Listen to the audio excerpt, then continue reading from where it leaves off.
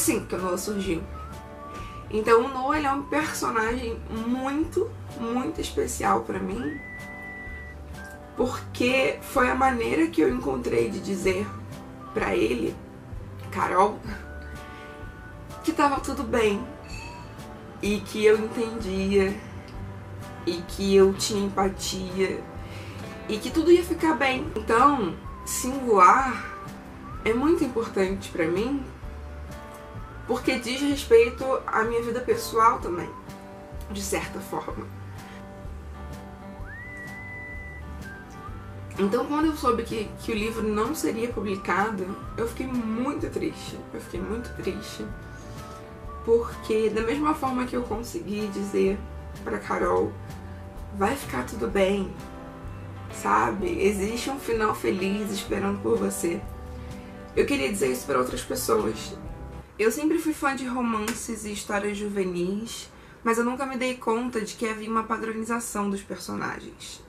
Durante muito tempo isso não me incomodou, até que eu percebi que nenhum daqueles personagens podia ser eu. Nenhum daqueles personagens podia ser um amigo próximo a mim ou alguém com quem eu me envolveria romanticamente.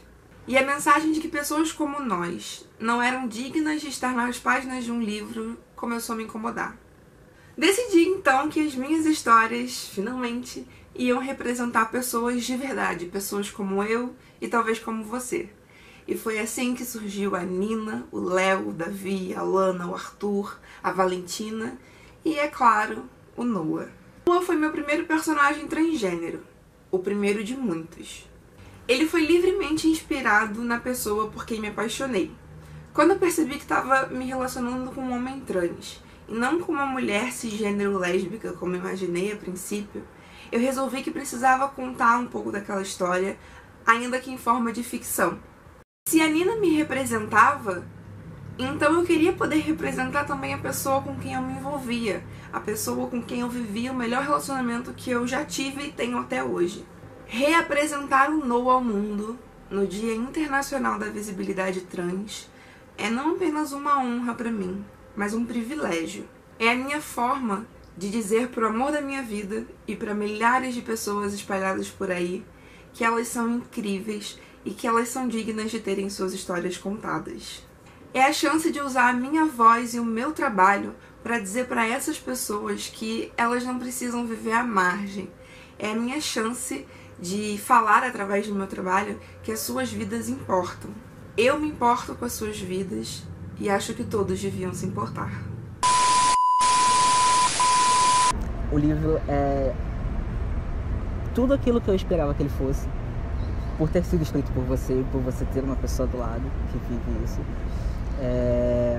E superou as minhas expectativas, tamanha a sensibilidade da narrativa que você fez, sabe? Eu li coisas ali que eu falei, caramba, você estava do meu lado? Você viveu esse momento comigo? Porque é muito real, E, assim, leiam, vale a pena. Principalmente para quem tá aí nesse mundão nosso aí difícil e tá com a cabeça a mil e muitas coisas passando, dificuldades e tudo mais, internas, externas, leiam.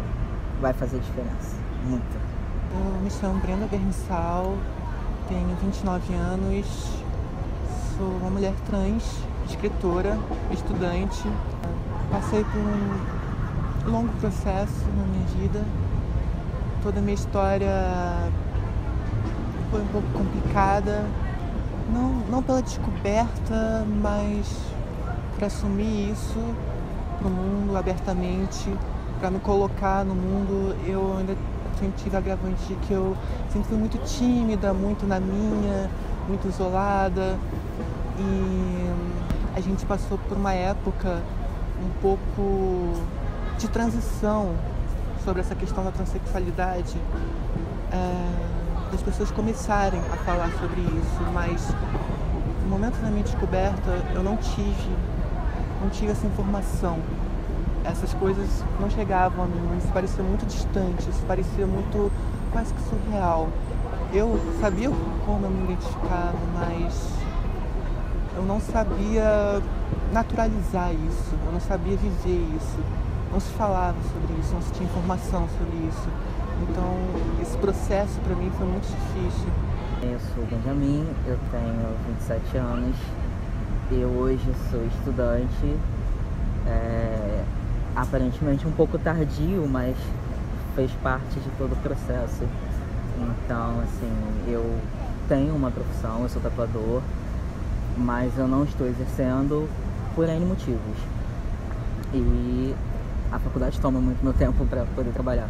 A minha transição, o meu processo de descoberta, ele aconteceu também já um pouco tardio, porque até então eu só tinha escutado falar sobre mulheres trans. Homens trans sempre foi algo, pelo menos pra mim, que tipo, não existe, nunca vi. E aí aos 22 eu acidentalmente achei um vídeo na internet e eu acompanhei o canal inteiro, fui acompanhando, eu falei, é isso, achei. Acendeu aquela luzinha na cabeça, pronto, me achei. Mas eu precisei passar por um novo processo de aceitação pessoal, porque até então eu vivi tantos anos como uma pessoa lésbica, e aí esse novo processo de aceitação englobava muito mais coisas do que somente a mim. Eu tinha um casamento, eu tinha minha família, eu tinha muitas pessoas que precisariam estar incluídas nessa situação, e eu não sabia como elas reagiriam.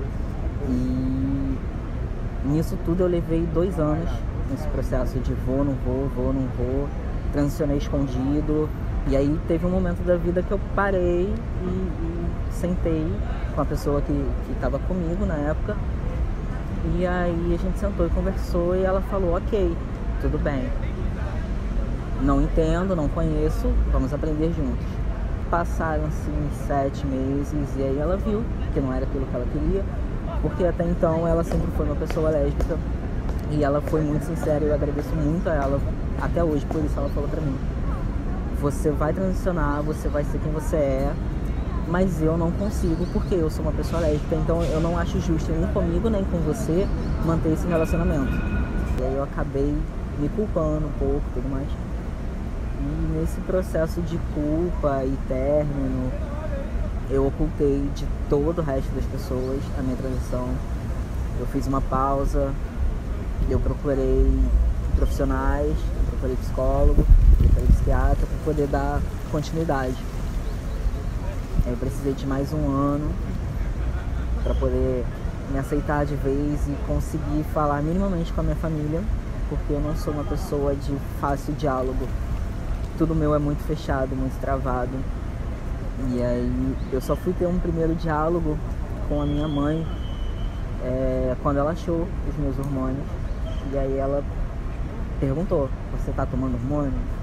Eu tive que falar. Falei por alto, falei, tô fazendo com acompanhamento médico, tudo direitinho, os exames estão em dia.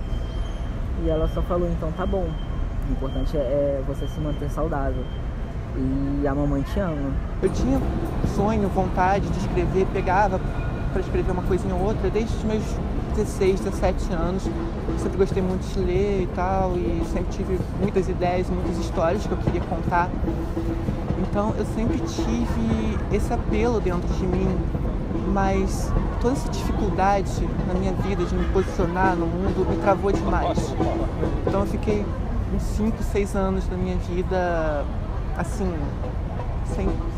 sem atitude, sem nada. Até tentei fazer faculdade nesse meio tempo, mas não me descobri na faculdade. Era muito difícil estar em contato com pessoas, interagir com as pessoas. E até mimetizou aí uma certa depressão e recebi diagnóstico e tudo, mas eu hoje não acredito que eu realmente tivesse depressão. Acho que era um processo mesmo que foi complicado para mim, descoberta. Eu fiz terapia por muito tempo, isso me ajudou muito. E o meu relacionamento com a Bruna, quando a gente começou, acho que foi uma grande diferença, porque foi a primeira pessoa que de fato viu pelo que eu estava passando, que eu estava vivendo, e me incentivou a ter liberdade pra viver da forma que eu quisesse viver, pra ser eu mesma. Porque eu tinha muito medo de falar com meu pai. Porque o primeiro processo foi bem complicado e bem surpreendente no final, porque ele sempre foi uma pessoa muito cabeça dura, ele sempre foi muito fechado com isso. E aí, no primeiro momento, pra falar pra ele que eu era uma pessoa lésbica, e foi um drama, e eu não contei pra ele, a minha mãe teve que contar, porque eu decidi viajar, porque eu tava com uma pessoa que morava lá no Ceará, e eu simplesmente comprei passagem, decidi viajar, e minha mãe, desesperou, contou pra ele. E aí eu não tava em casa, e chorei, falei, mãe, pelo amor de Deus, mãe, meu pai, porque apesar da nossa relação muito fechada, assim, tem muito amor ali. Meu pai pra mim é meu ídolo, meu pai é o cara. E apesar de todas as dificuldades que ele encontra ainda, ele pra mim é o cara. E aí no final de tudo ele veio, me abraçou e falou, não, você continua fulana, você continua dentro de casa, o amor continua o mesmo. E foi isso. E aí já no processo de aceitação como uma pessoa trans, pra contar pra ele, o que aconteceu? Ele chegou do trabalho, ele chega tarde do trabalho, entrou em casa com uma garrafa de cerveja, sentou na mesa, e eu dei um estalo e falei, é hoje. Sentei do lado dele, peguei um copo, enchi, bebi um copo de uma vez, e aí eu comecei a contar pra ele, falei, pai, é isso que tá acontecendo, as mudanças físicas vão começar a ficar mais aparentes, porque até então eu tirava qualquer pelo que aparecia no rosto, eu afinava um pouco mais a voz e eu disfarçava tudo e qualquer coisa, tanto que eu não usava nada em casa, eu usava as minhas roupas antigas, no máximo uma camisa. E aí eu sentei com ele e falei, pai, é isso, e vão começar a aparecer as mudanças físicas, e os meus amigos me chamam por outro nome, que na época não é o que eu uso hoje. E ele virou pra mim e falou, é isso que você quer? Eu falei, esse é quem eu sou. Ele, então tá bom. Você precisa de alguma coisa? Precisa de ajuda? Ele, não, no momento não. Então tá bom, quando você precisar, você procura o papai. E aí foi, a gente continuou tomando cerveja e foi. Eu sou muito privilegiada. Você vê, eu sou lá de Miguel Pereira, do interior do Rio de Janeiro. Não conheço nada do Rio de Janeiro, venho pouquíssimo pra cá. E eu vim com os meus pais.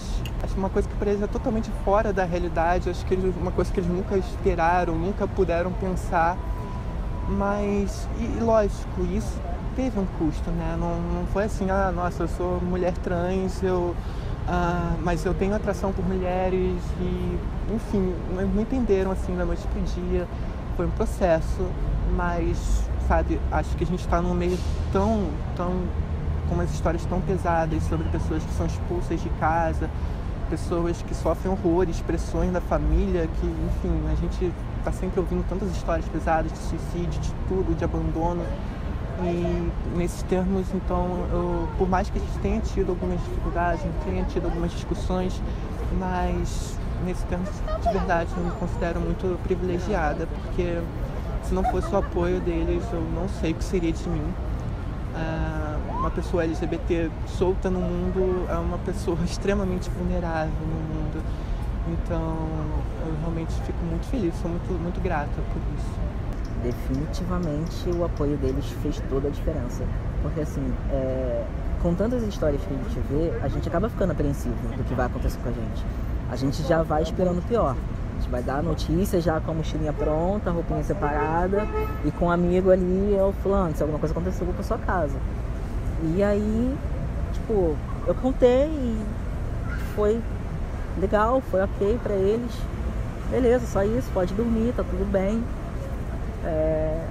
E fez total diferença, porque aí eu tive mais liberdade para viver o meu momento, para viver a minha transição como um todo, sem precisar podar momentos.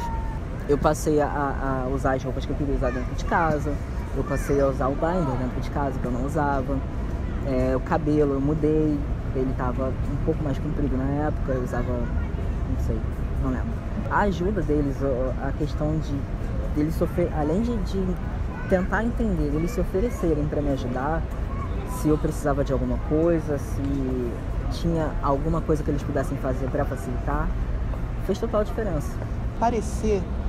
A gente falar sobre, por si só, já é um grande ganho. é o que eu falei da minha experiência. Eu, assim, acho que assim, no começo dos anos 2000, a gente começou a falar sobre gays. Porque LGBT, cada letrinha dessa sigla tem uma história, um peso diferente. No começo dos anos 2000, a gente começou a falar sobre gays. Mais um pouco, a gente começou a falar sobre lésbicas. Hoje, a gente está começando a falar sobre pessoas transexuais, pessoas transgêneros. Eu acho que é um processo. E tá aparecendo isso é extremamente positivo, porque quando eu me descobri, quando eu me entendi nesse mundo, eu não via, não existia, não tinha ninguém na minha cidade, não tinha ninguém em nenhum lugar que eu frequentasse, não via pessoas LGBT trabalhando, sei lá, no meio da rua, não existia, era uma coisa totalmente invisível. As poucas histórias eram aquelas pessoas quase que folclóricas dentro de uma cidade pequena que você escuta falar que fulano falou de fulano, enfim, aquele rolo, e sempre com histórias horríveis. Então era uma coisa muito invisível. Isso fez muita falta pra mim, porque por muito tempo eu me senti estranha no mundo, sabe? Existir, aparecer, já é uma grande coisa. É lógico, não de uma forma caricata, não de uma forma maldosa, de uma forma respeitosa, mas o simples fato de aparecer, a princípio, já é um grande ganho. Acho que isso já diz muito, você já sente que você não é a única pessoa no mundo. Então isso é muito positivo. Eu acho que ainda hoje é muito pequeno e é uma coisa muito periférica. A gente vê obras isoladas aqui e ali que a gente escuta falar, às vezes até que ganha alguma repercussão, mas com uma coisa isolada, ainda não é uma coisa inserida de uma forma orgânica, né? As pessoas ainda... É uma temática à parte, é uma coisa que está excluída um pouco no cantinho dela, mas a gente está falando sobre, está aparecendo, as pessoas estão vendo. Então, eu acho que para o futuro, eu não sei, posso estar sendo otimista, mas eu realmente acredito que para o futuro, para a próxima década, não sei, a gente já vai ter um cenário muito melhor nesse sentido. Definitivamente representatividade importa. É o que eu sempre falo quando os meninos me procuram, os meninos estão começando a transição, porque assim, a partir do momento que você atinge determinado tempo de transição, você acaba, mesmo sem querer, se tornando a referência para outra pessoa. Quando você quando você resolve externar que você é trans. As pessoas acabam vindo até você, como é que eu faço isso, faço aquilo. Então assim, a questão de representatividade, ela importa nesse sentido. De você ter alguém para você buscar, de você ter uma referência para você ver que aquilo é possível. E nessa questão eu coloco o João Nery, ele fez total diferença na minha vida. E assim, se eu tivesse conhecido o livro do João muito tempo antes, talvez eu não tivesse demorado tanto para passar por isso. Mas eu não conhecia, eu não tinha ninguém próximo que vivesse isso, não tinha ninguém próximo que conhecesse alguém que vivesse dessa forma. Então, definitivamente, a representatividade importa. E na questão da mídia como um todo, acho que ser falado é muito importante, né? As pessoas saberem que nós existimos. Não só pessoas trans, mas o LGBT como um todo. Saber que nós existimos, saber que a gente não quer nada além do que qualquer outra pessoa quer. A gente quer viver como qualquer outra pessoa, tendo o direito de viver quem somos, sem precisar se esconder disso ou daquilo. Então, acho que assim, você ter um modelo, não para você ser igual àquela pessoa, mas para você ver que você pode, que você deve ser quem você é definitivamente muito importante. A gente tá engatinhando, mas é o processo, né? Você precisa engatinhar para aprender a andar. Então, ok, a gente está engatinhando, a gente está fazendo esse percurso. Então, sim, eu tenho algum otimismo para o futuro. Eu tive inúmeros momentos de questionamento de eu sou ou não sou. Eu vivi muito tempo, né, durante essa transição como uma pessoa trans masculina, não me identificando como homem trans, como eu me identifico hoje. Porque eu sempre vivia naquilo de, mas tem que ser assim e eu não sou assim. Mas eu sou assim, então eu não posso ser X se eu sou Y, mas também não sou Z. E aí teve todo o processo de aceitar que eu não precisava seguir um padrão para me identificar como homem trans. Porque eu achava que eu não poderia me identificar porque eu não seguia aquele padrão dos homens trans que eu via. E aí, até eu entender que eu poderia ser eu mesmo, uma pessoa completamente fora do padrão do que as pessoas estão acostumadas com homens trans, não entre aspas o homem, mas aquele padrão, eu sou tão diferente daquilo que eu não me permitia falar que eu era um homem trans. E hoje eu me permito, porque eu sei que eu sou um homem trans com as minhas particularidades, com as minhas individualidades. A pessoa que eu sou, eu não tenho que me moldar num padrão. Mas até eu entender isso foi um processo de sou, não sou, vou, não vou, e demorou um bocado. Esse livro que eu estou para publicar agora, o Meninas a Respeito do Amor, ele é um livro de contos, é variado, mas um dos contos especificamente Ao Redor de Camila, o nome do conto. Ele foi um conto que eu escrevi, inclusive, porque a Bruna pediu para que eu escrevesse algo sobre a nossa história. Então eu comecei a escrever, assim, quase como uma brincadeira, na verdade, postando no Wattpad, na internet, enfim. E sem nenhum compromisso a princípio, mas foi uma história que eu vi que tinha ficado tão legal. E quando o meu coração foi nesse sentido de escrever histórias LGBT, contar histórias LGBT, eu senti muita vontade de pegar aquilo de novo e transformar num livro. Trabalhei nesse livro, com um livro curtinho, eu pensei, eu posso cortar umas partes, transformar num conto. Então, uma partezinha, pelo menos, da minha história, que fala sobre a minha descoberta também, e sobre como foi esse processo, tá nesse conto, que faz parte desse livro. A expectativa é sempre de melhora, né?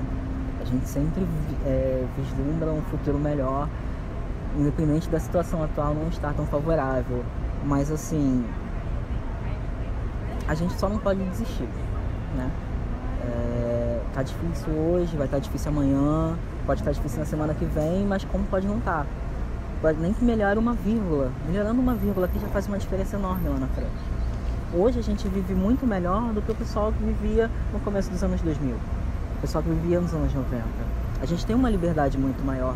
Nós estamos sentados em um local público falando abertamente sobre pessoas LGBTs e a gente não poderia fazer isso antes. Então a gente vê que mesmo a passos muito lentos, a gente vai caminhando. É difícil, é dolorido, as pessoas vão te machucar, as pessoas vão falar coisas cruéis, mas assim, você tendo convicção de quem você é, e isso também não é fácil, você ter a convicção de quem você é, mas a partir do momento que você tem essa convicção, você consegue enxergar pequenas brechas para você entrar e fazer daquele espaço um local melhor para a abrangência LGBT. E é isso, um passinho de cada vez, e eu espero muito que melhore para quem está iniciando agora, para quem vai mais para frente. A expectativa é sempre melhor. Eu acho que a gente pode criar leis, a gente pode fazer tem uma série de recursos que a gente pode e que estão sendo inseridas, mas eu não acredito muito que a mudança em termos sociais ela possa ser feita por coerção. Eu acho que para isso tem que ter primeiro um entendimento. E eu acredito muito no poder da literatura e da arte de modo geral nisso. É por isso eu não sou militante, eu não tenho personalidade para ser militante. Eu acredito que você precisa ser uma pessoa um tanto aguerrida, forte, e definitivamente não sou essa pessoa, assim, eu sou aquela pessoa que chora o primeiro sinal de discussão, então não estou nos debates, mas eu estou tentando fazer um pouquinho, assim, singelamente, a minha parte, porque acredito que a literatura tem sim um poder muito grande para melhorar a situação da nossa sociedade, da comunidade LGBT, para mostrar para as pessoas quem a gente é, porque no final o que a gente quer mostrar para as pessoas não é nada demais, é só que nós somos pessoas que nem elas, sabe? Mostrar que somos humanos como todos os outros e merecemos respeito como todos os outros, que todos nós amamos, odiamos, temos qualidades, temos defeitos, temos sonhos, temos medos, temos receios, temos pretensões, enfim, como qualquer outra pessoa no mundo. Acho que a arte tem o poder de mostrar isso para as pessoas de uma forma saudável e construtiva. Então, essa é a minha expectativa.